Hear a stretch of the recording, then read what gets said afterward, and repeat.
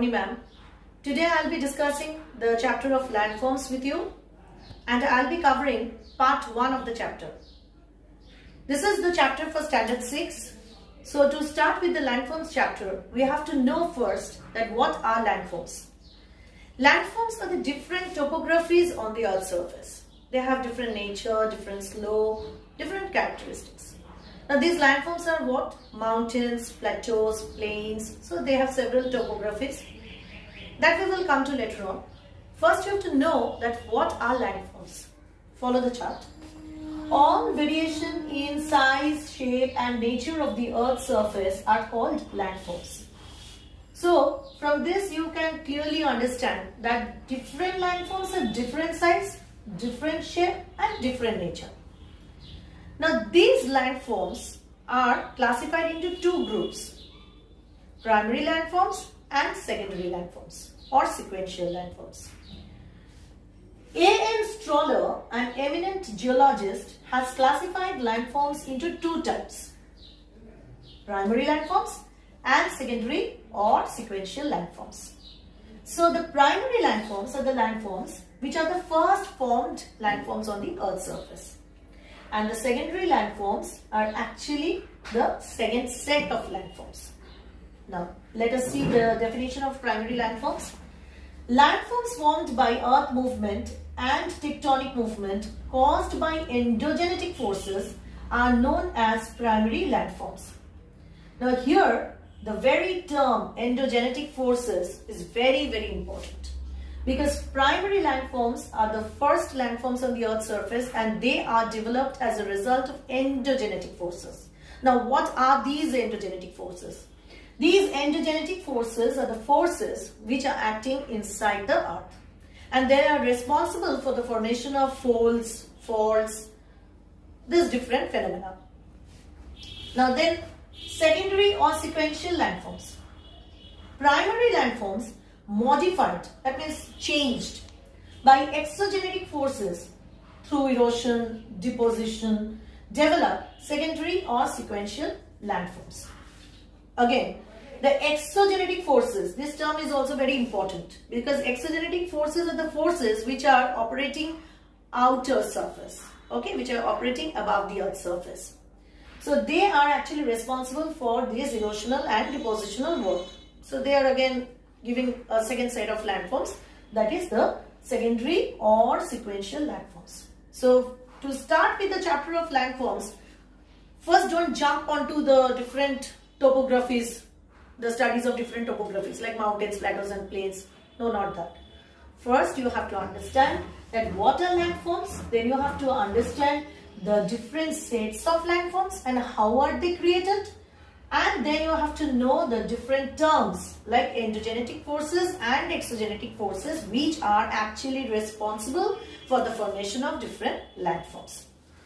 So as I have already mentioned that endogenetic processes are the processes which are acting inside the earth and giving rise to the primary landforms, and the exogenetic processes are the processes which are acting outside the earth's surface and they are also involving in the formation of secondary or sequential landforms.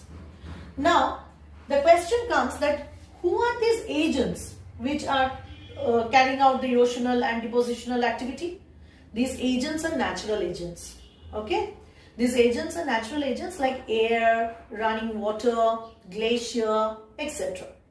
They are actually giving rise to secondary or sequential landforms because they are acting outside the earth's surface and they are giving this secondary landforms.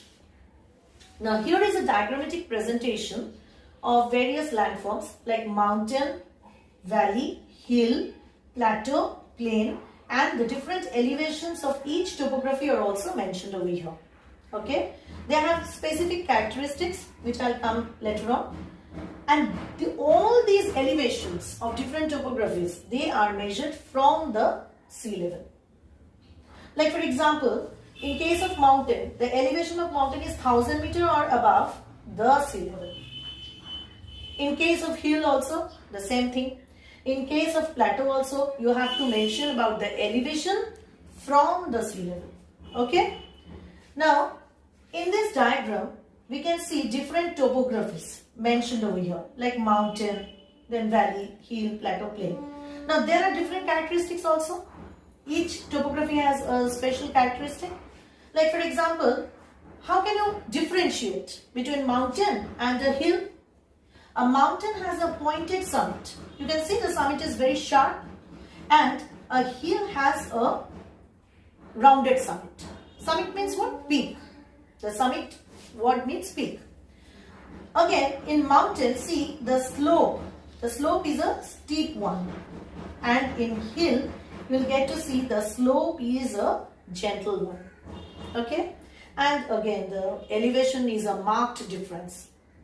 Now, coming to the point of plateau, the plateau is resembling a table. That is why it is also known as a tableland, because the summit of the plateau is flat. Okay? So, the elevation of plateau is say 600 meters, and sometimes it may reach to 700 meters above the sea level also. And next, if we see the plain, then we can see that the plain is a simple featureless topography, right? Because it has nothing so much of variation, and it is 200 meter or 300 meter in elevation from the sea level. So in this chapter and in this part, that is the part 1 of this chapter, we have seen the definition of landforms. We have seen also the definition of primary landforms and secondary landforms, and most importantly, we have seen that different sets of forces are acting for the formation of primary landforms. Which forces are acting for the formation of primary landforms? The endogenetic forces. That means the forces which are acting inside the earth. They are responsible for the formation of primary landforms. And next, we have seen the exogenetic forces are responsible for the formation of secondary and sequential landforms. And those processes which are acting outside the earth, they are erosional activity or depositional activity. So they are giving rise to another set of landforms. And we have seen the diagrammatic presentation where we can see the various landforms with their characteristic features and their elevations. Okay. So this is the first part of the chapter. I have given a brief description of the various landforms, and I'll be coming up with the discussion of mountains in the second part of the chapter. So stay connected with the channel and share this video as much as possible so that it can reach to many students. And if you have any query regarding this video or regarding this discussion, you can send me mail. You can drop your queries in my mail ID, that is shravanimamsclass@gmail.com, and I'll be definitely trying to answer your queries. Subscribe my channel and share my videos so that many students get the benefit of my classes. Thank you.